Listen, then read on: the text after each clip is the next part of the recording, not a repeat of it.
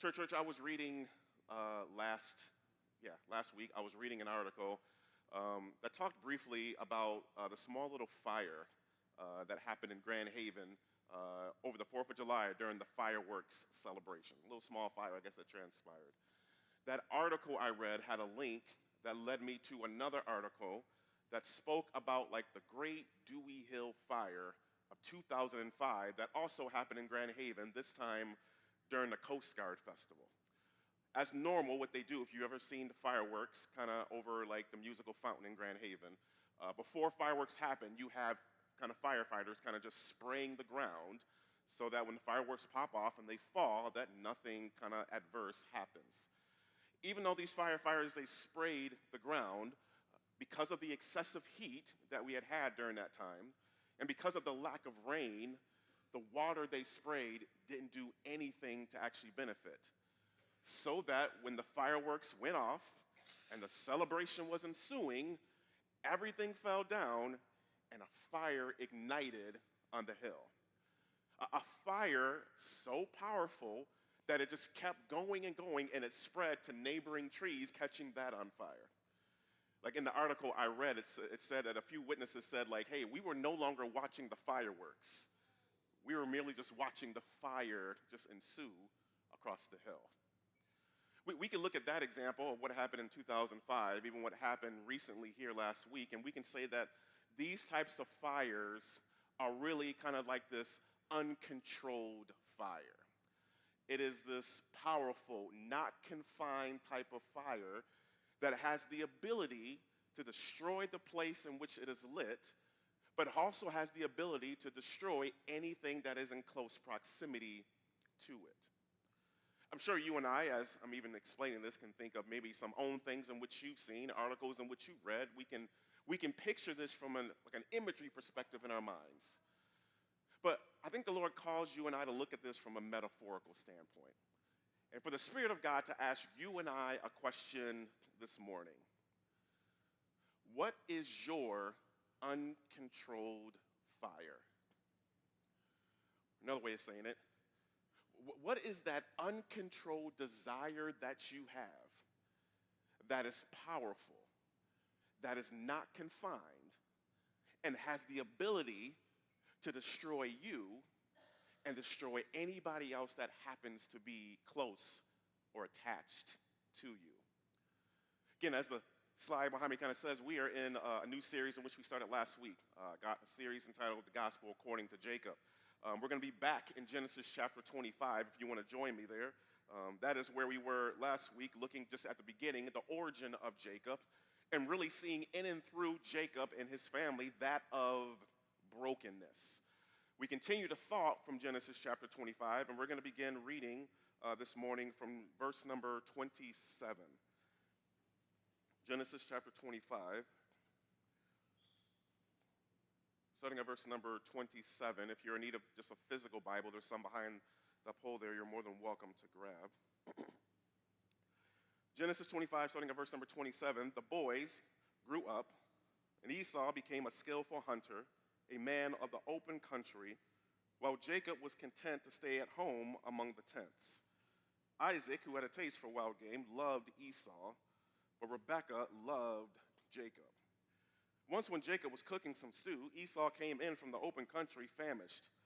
He said to Jacob, "Quick, let me have some of that red stew. I'm famished." This is why he was also called Edom. Jacob replied, "First, sell me your birthright." "Look, I'm about to die," Esau said. "What good is the birthright to me?" But Jacob said, "Swear to me first." So he swore an oath to him, selling his birthright to Jacob. Then Jacob gave Esau some bread and some lentil stew. He ate and drank and then got up and left. So Esau despised his birthright. I know we just read it here, but I like to kind of paint the picture when you oftentimes see a narrative. And so, church, let's paint the picture of what we just read. Again, we got two brothers. We got Esau and we got Jacob. These brothers, they are twins. And it's interesting that they grew up in the same house, same structure, same parents, but are completely different from one another.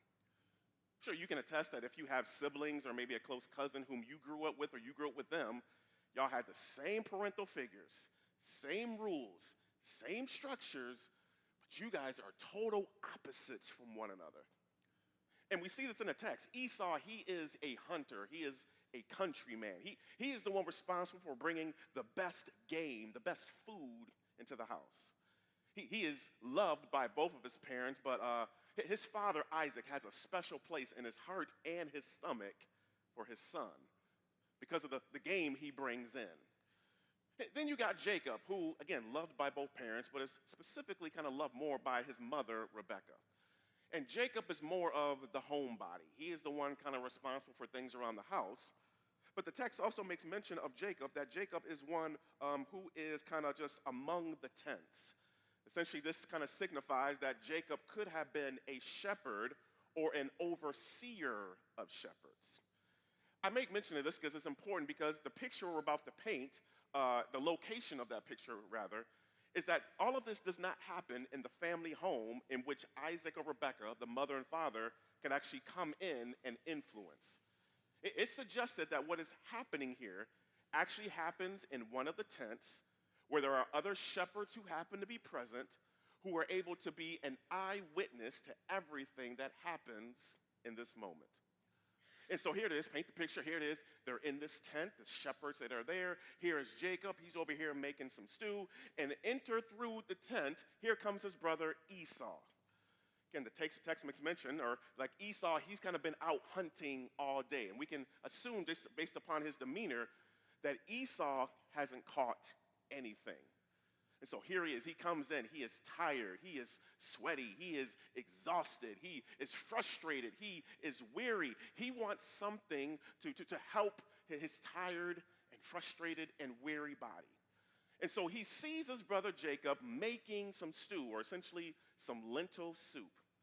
And Esau goes and looks at his brother and tells his brother, hey, Jacob, I'm hungry. Give me some of that stew. Again, we keep painting the picture, then we got Jacob, right? Jacob, we can imagine he's kind of off to the corner, and he is making what we presume to be his award-winning stew or soup. Like, you got to imagine, like, he has one of these, like, big giant pots, because you can't make really good soup or stew unless you really got a nice pot, like, to put it in, right? He has one of these big giant pots, like he got all the seasonings and all the herbs, and he got everything in there real nice. Like you can imagine, he lifts up the top and he's just taking in the smell. I like to eat, y'all. So he's taking in the smell of all this, and every time he lifts up the top and he is stirring up the stew, that the smell of the stew kind of just permeates the tent and kind of just leaks itself outward. And here is his brother Esau coming in. He smells the stew. He smells the soup. Again, he's frustrated. He's tired. He's weary. He smells it, asks his brother, Jacob, I'm hungry. Give me some of that stew. And what does Jacob say? Jacob says, give me your birthright. I know, pretty odd. We'll get to that in a moment. Pretty odd. But he says, give me your birthright. Here it is. We got two individuals in the text, Esau and Jacob, who are both expressing desire. You got Esau, he's saying, I'm hungry. He wants something in his belly. He desires to be fed, to become full, to become nourished. And we could say of his desire that this is a healthy desire or a good desire. Then there's Jacob, who asked for the birthright. And really, kind of beneath the surface of all this, Jacob just wants some power and he wants some control. That is the desire in which he's expressing, in which we could say this is an unhealthy desire or a sinful desire. See, church, what we're seeing in the text is something you and I must sit with just for a second. Sit with the reality that desires can be both good and sinful. That desires can be both good and sinful. Got it in the text. Here is Esau, essentially, presumably, having this good desire of just wanting to be nourished with food. And then you got you got Esau doing that. You got Jacob over here who desires power and desires control. And essentially, this is a desire that is rooted in sin. And desires can be good and they can be sinful.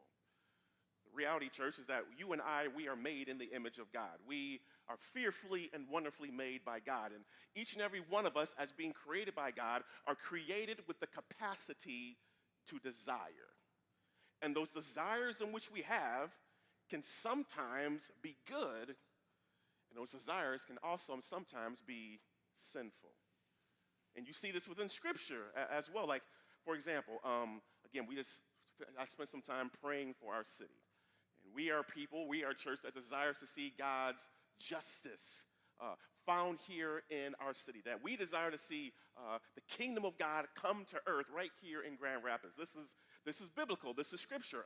Micah 6:8, act justly, love mercy, walk humbly with your God. This is a good desire. But if you and I only desire justice for those who happen just to look like us and reason like us and only walk like us and exclude everybody else, a desire that was once good is now a desire that's rooted in sin. How about Scripture that exclaims everywhere about loving one another? This is a good desire. Except if we only give love to whom we want to give love to, and we have varying degrees of love and whom we're going to extend that to, what is good becomes sinful. But Paul even tells Timothy, 1 Timothy chapter 3, I believe, about those who desire to be an overseer, those who desire to be kind of in leadership and pastor and an elder. They desire a noble thing, a good thing. But if said overseer just wants to make their own name great, it wants to have their own notoriety over the glory of God, what was good now becomes sinful. We got two men, Esau and Jacob.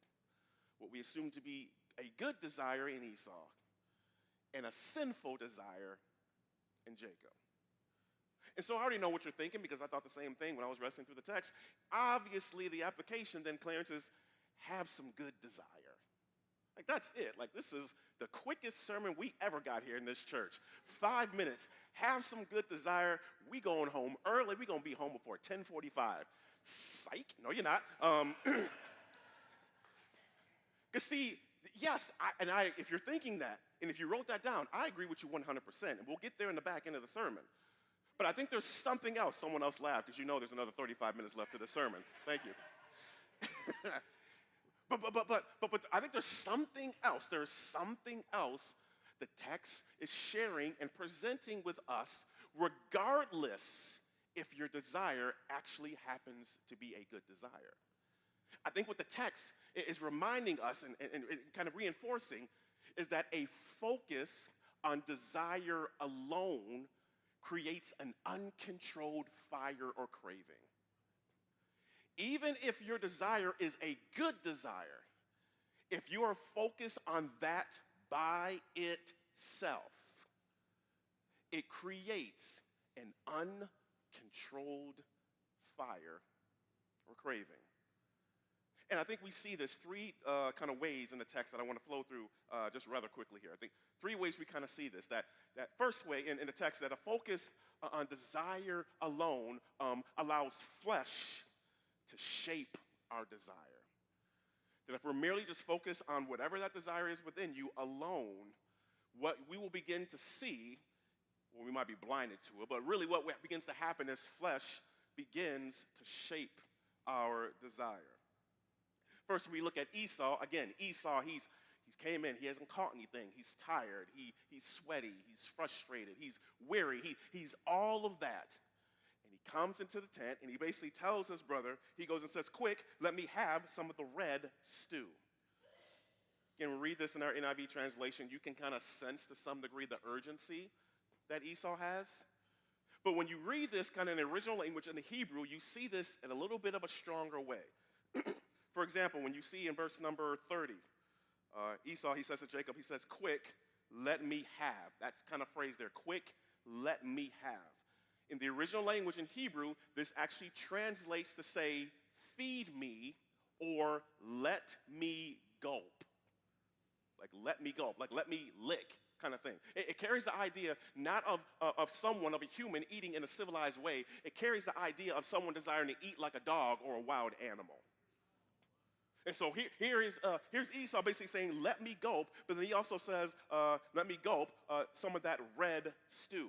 Again, in the original language, when he says here, Esau, in the original language, he says, let me have some of the red. He doesn't call it stew. He doesn't call it soup. He identifies it by its color. And in the original language, he doesn't say this once. He actually says this twice. So what Esau is really saying to his brother is like, hey, let me gulp some of the red, some of the red. You get this picture, church, of Esau almost acting like a manic. Someone who cannot think clearly, someone who cannot speak clearly, who merely wants to eat, not like a regular person eats, but desires to eat like a wild animal. It feels and it seems like flesh is leading Esau. Can I tell you even a little bit more? Esau goes and says in verse number 32, he tells his brother, look, I am about to die. I mean, literally, that statement, kind of what we got here, this is a biblical version of a Snickers commercial. You know, y'all seen those Snickers commercials where someone is acting just completely crazy and outside of themselves, and then you just give them a Snickers, and the problem is they're hangry, right? This is Esau. He is saying, look, I am about to die. And again, this is flesh leading him and basically kind of distorting his thoughts and everything that's going on, because if you are really about to die, ain't no little bowl of some beans and some like broth and a little piece of bread going to save your body from dying, right? Here is Esau, who is allowing flesh to lead him because he's not speaking clearly. He's not thinking or reasoning clearly. His actions are not being done clearly. Flesh is leading Esau. But Jacob is not excused from this. Flesh is leading Jacob as well, because look at verse number 29. Verse 29, it says, once when Jacob was cooking some stew or some soup. Again, you kind of read this, you kind of think, hey, this just kind of describes Jacob's personality and his interests as being a homebody. But you look in the Hebrew, something deeper is happening here.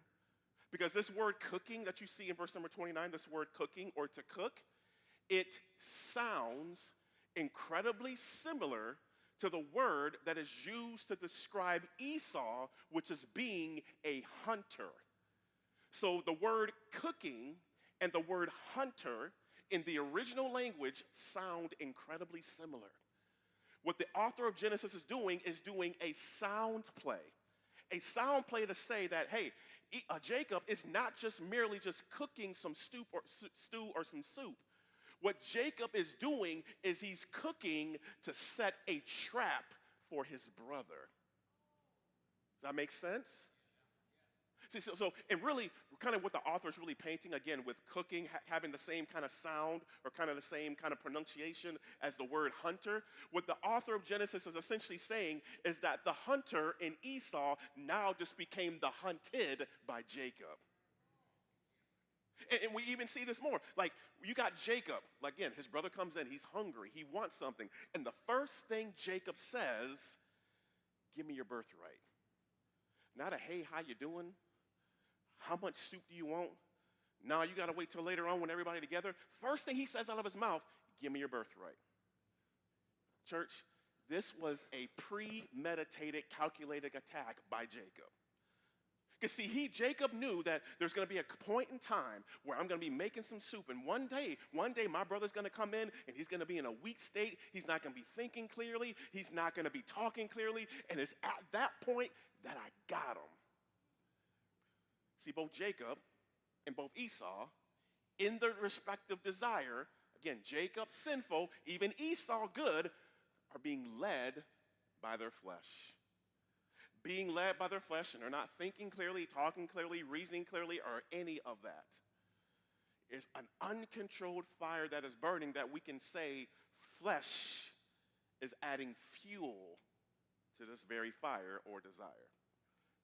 We keep processing through the text. We also see in the text that a focus on desire alone, it seeks instant gratification with lifelong implications. That this focus on desire alone, it seeks instant gratification over lifelong implications. Again, let's look at Esau here. Again, he's came in, he's hungry, he's tired, he ain't caught nothing. He looks at his brother, he says, hey, let me gulp the red, the red. He wants some of that. He's saying that he is about to die. And Jacob basically tells his brother, hey, give me your birthright then. I think for context, we got to understand what this birthright actually is, right? Like the birthright, it was essentially kind of this material possession, maybe that of land, maybe that of anything else really the father owned, that is given to the firstborn male and is spread out amongst the other sons, with the oldest kind of getting like a +1 or a little bit of an addition than everybody else. And so what we see in the text then, because there's two boys, there's Jacob and there's Esau. Esau's the oldest, and so as it relates to the birthright, or essentially everything here, Esau's going to get 2/3 of the inheritance because he gets his share +1, and then Jacob gets 1/3. So it's 2/3 Esau, 1/3 Jacob. And so here it is, Jacob's like, hey, give me your birthright. And Esau, he's kind of processing through all this because, again, the birthright is material possessions, but it's not just material possessions. The birthright also had to do with honor and with status within culture. The birthright also had to deal with responsibility in the family, and even just kind of how they navigated the affairs of things. The birthright had everything to do on a physical and on a spiritual note of identity. And so this birthright is a heavy and a significant thing. This is not just about material possessions. This is not just about getting 2/3 of everything your father has, which is important. But this is about value and status and significance and worth and identity. All of this is tied into the birthright. And so this is what Esau has. And Esau is going to receive all of this at a later point in time when his father desires to bestow it upon him. And so here is Esau. He has all of this. He has a birthright that's coming in the future. He has wealth, and he has possessions and identity, and he has worth and significance and value. He has all of this. And Esau forfeits all of that for a little bowl of some lentil soup and some bread. Like if this was like weighted scales, you know those weighted scales where you kind of put something right here and you put something right here and you kind of see if they kind of balance out, they equal out. This does not equal out at all. Because Esau is forfeiting so much just to satisfy his empty belly. With every single just little sip of the spoon from this stew, he is forfeiting aspects of his birthright. He has given up everything just to feel satisfied with a craving in the moment. He's not thinking about what happens if he actually loses his birthright. And we can see in the text how Esau even arrives at such a foolish decision. The last kind of phrase we have of Genesis chapter 25, it says, Esau despised his birthright. Esau saw his birthright as something worthless, something useless because it did not benefit him in the moment. I mean, he even said it like, what is my birthright to me? I'm hungry. I want food. I want something for my stomach. I'm famished. I'm tired. And because that was the dominating theme that his focus was on, he forfeits all that is really due unto him. He gives up all that is promised, and really, in a sense, all that he is, because he is the firstborn son, just to feel satisfied with a temporary craving that is going to be here right now and is gone the next moment. If flesh is the very thing that fuels this uncontrolled desire, then we can say instant gratification is the very thing that adds more power and keeps this thing ablazing all the more. Keeps it ablazing all the more because the last thing I think the text presents to us is that a focus on desire alone results in the pursuit of self over at others' expense. That a focus on desire alone results in the pursuit of self at others' expense. I think you see this clearly in the text. Like, this is Esau, hungry, tired, weary. Let me gulp the red. Instant gratification. He's thinking only of himself, but never at a point in time is Esau thinking about his father. the very one that loved him so dearly because of the game in which he made. The very father who I'm sure beamed with joy over the opportunity of bestowing the birthright upon his oldest son. The very father, again, we looked at last week, who prayed consistently and with fervor to the Lord for his wife, for her to become pregnant so that Esau could be born. That very father, Esau ain't thinking about. He doesn't think how his father would feel handing over a heavy and significant birthright for some stew. He doesn't think about how his father is going to process now having to try to potentially kind of shift from what is normal and tradition and to give this to Jacob. We'll kind of wrestle through all of that next week when we look a little bit more. But Esau was only thinking about himself, never realizing that his actions have ramifications that impact other people. Same thing with Jacob. Jacob, in everything that he's kind of navigating through, he ain't thinking about his father, but he didn't think about his brother Esau as well. Because again, like his brother comes in, he's frustrated, he hasn't caught anything, he's tired, he wants something to eat. And again, they're not just brothers, they're twins. There has to be some level of that kind of like telepathy kind of thing, like where Jacob can feel what his brother's feeling before his brother even mentions it. You would think Jacob would extend some compassion, some mercy, would identify and have empathy for him, but instead, Jacob's like, no, this is the best opportunity to get what I want. Two people with desire, being led by flesh, instant gratification, who ain't thinking about no one else but themselves. And in turn, what begins to happen is the decisions in which they're making not only impact one another, not only impact their mother and their father, but will also impact future generations to come. See, the reality, church, is that, yes, this is a story about some stew, but this is a description about desire in which, when left uncontrolled, can bring destruction to you and can bring destruction to everyone and everything that is attached to you. So that same question the Spirit of the Lord kind of asked us at the very beginning, it's now the same question that now is brought to you and I again, now that we've walked through the text. What's your uncontrolled desire? What's that uncontrolled fire that burns on the inside of you? This craving, this yearning. Notice the Spirit didn't ask you if you had one. Because again, all of us are created with a capacity to desire. It's not if, but what is that uncontrolled desire or craving, that fire that is burning on the inside of you. Maybe for some of you, maybe it's a desire for control. I will testify, that's me. The Lord has been very persistent over the last few weeks. Like, yeah, Clarence, you got a control problem. My wife's like, I've known that for like the last 20-something years, but she's smiling too. Like, for real? Like, but maybe it's a control thing where you desire to control your life, your family, or maybe the occupation in which you have. Do you have this desire for relationships? You know that you're seeking a relationship or you're in a relationship and you are ignoring every single red flag the Lord is throwing your way. All because you don't want to be alone.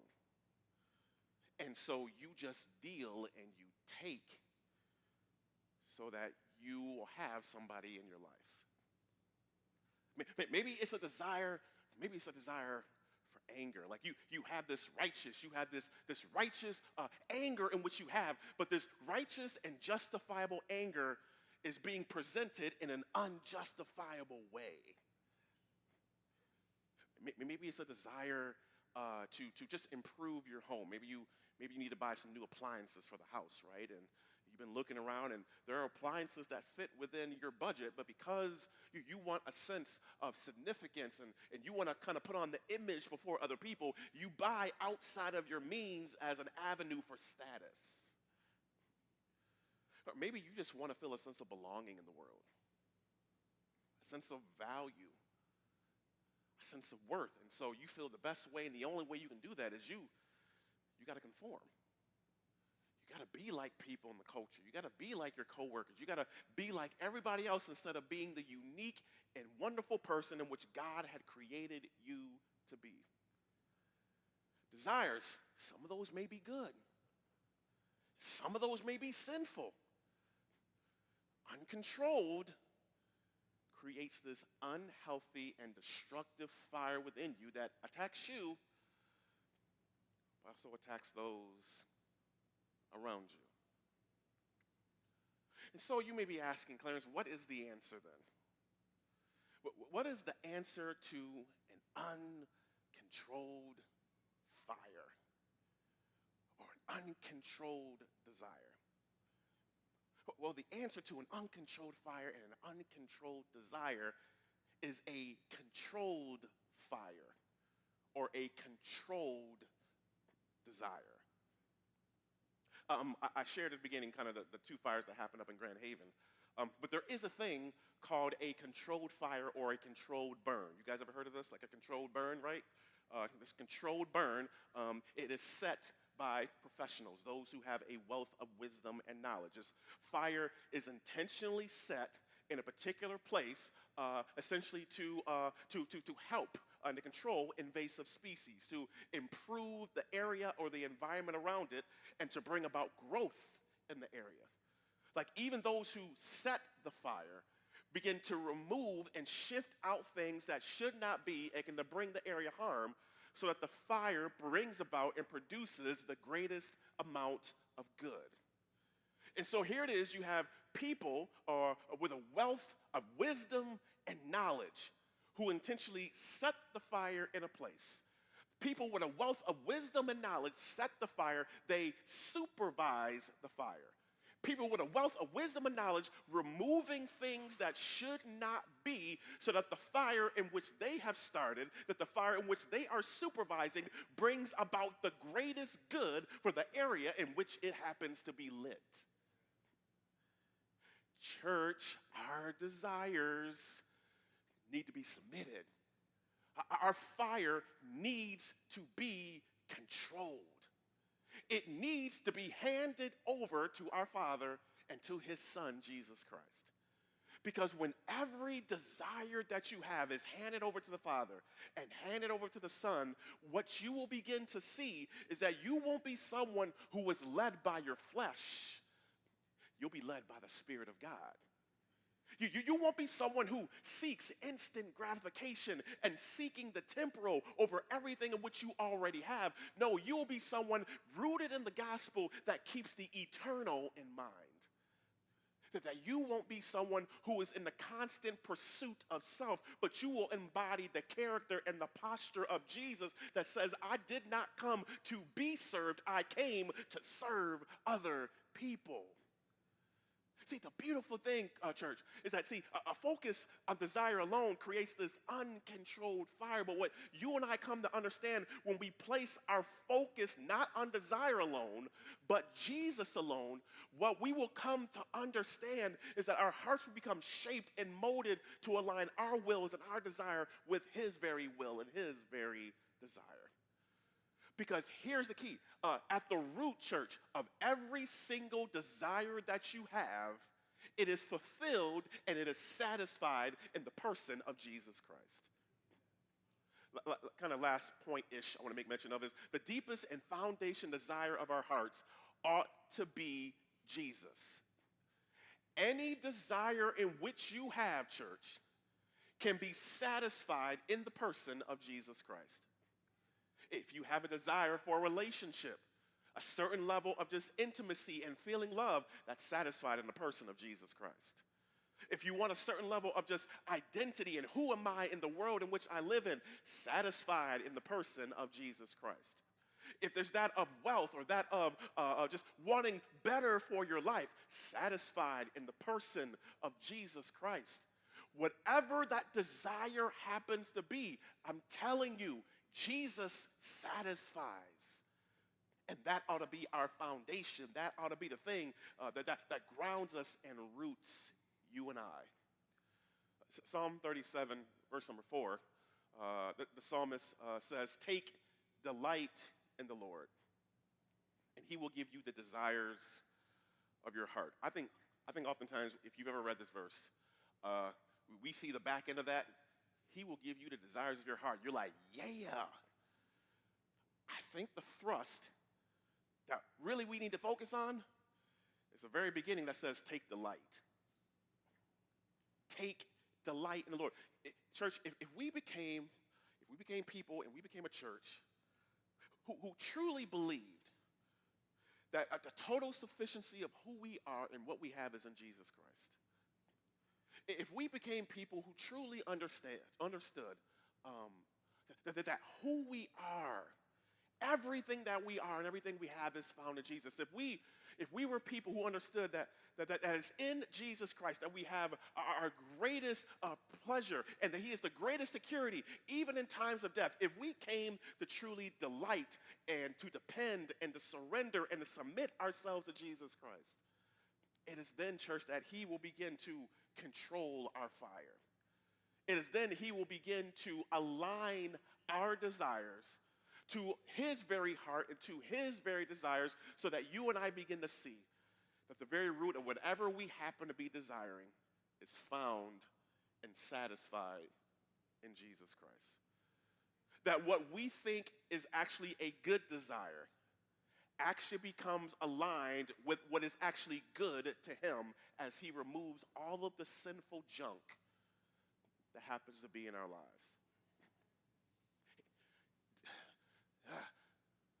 Good desires, bad desires, uncontrolled destruction.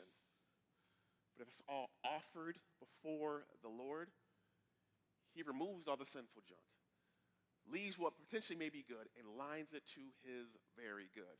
Church, give your desires to your Father. Again, we're created with a capacity to desire.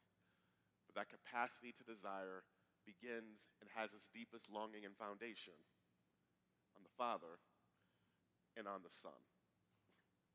So I got a couple reflection questions for you just to sit with, not only in this moment, but the next time desire begins to rise up on the inside of you, just some questions you can begin to ask yourself regarding that desire. First question of, have you truly surrendered to the control of Jesus?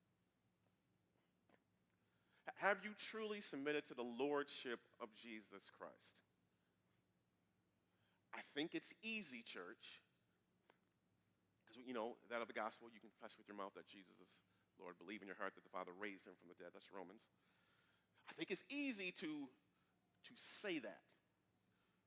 To some degree, it is easy to open up our hearts and to believe that. But yet we say that, and yet we believe that, but then the moment we walk out the door of the church or wherever you had this moment with the Lord, you continue living life the way you did before you actually ever came in contact with God.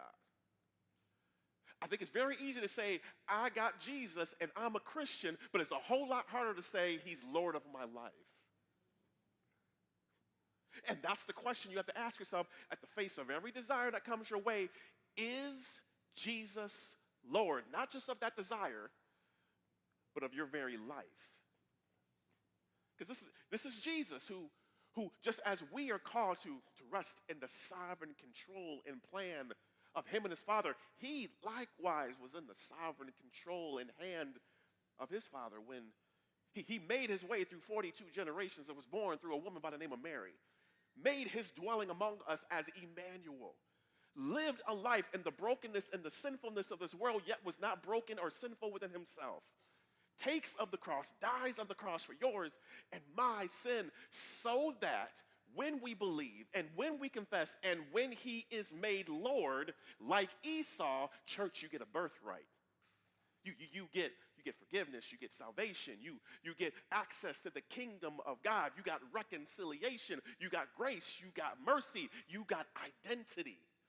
And the thing is that if God is not the Lord of your life, you will find yourself in Esau and Jacob like situations where you have all of this, but would forfeit it for a little bit of a craving that satisfies you in the moment. You won't think about how this impacts your family, how this impacts your kids, how this impacts your job, how this impacts the world who sees you as a Christian. You will forfeit all of this that God gives you in a relationship with him just to feel a little bit of satisfaction here. If he is not Lord of your life, you will give up everything in which you have in favor of that little small thing that you don't have yet. The question you got to ask yourself, church, is he Lord of your life in every desire and everything that comes your way? Second question, what's at the root of your desire? What's at the root of that desire in which you have? Is it to glorify God? Is it to point other people to God? Or is it simply just to think about yourself? Or really, in a sense, is the root of that desire to image before other people a perception about Jesus and his Father that is absolutely not true? What's at the root of your desire? Third question, who or what is influencing my desire? Is it godly counsel, godly wisdom? Is it the word of God? Or is it the culture? Or the influencer? Is it the American dream? What is actually influencing my desire? Last question, and this is an important question. If your desires are left unfulfilled, could you still be satisfied in Jesus? You know, that good desire, whatever it is, again, maybe it's having a family and having biological children. Maybe it's a relationship and getting married. Maybe it's having the larger house or having the better things, improvement on your job and wages, whatever that is. If the Lord, because his plans and his ways are good and perfect, looks at your life and says, that's not in the cards for you, will you be satisfied in Jesus? Or will you live a life in which you suggest, my life is unfulfilled? If it is true, church, that our very reason and purpose for our existence is to embody the heart and character of the Father and to live for his very glory, then you need to wrestle with the fact that even the best of desires you have for your life, the Father may look upon your life and the grand scheme of your life and say, that's not the desire I have for you. But can I tell you, what he does desire for you is better than what you could ever imagine for your life. But you have to wrestle and you have to come to that conclusion. If your desires are left unfulfilled, could you be satisfied in Jesus? My prayer is that you would live life under the controlled hand, sovereign hand of our Father. That your fire, that your desire will be in this control, and that you would not live a life like Jacob and like Esau with an uncontrolled fire and desire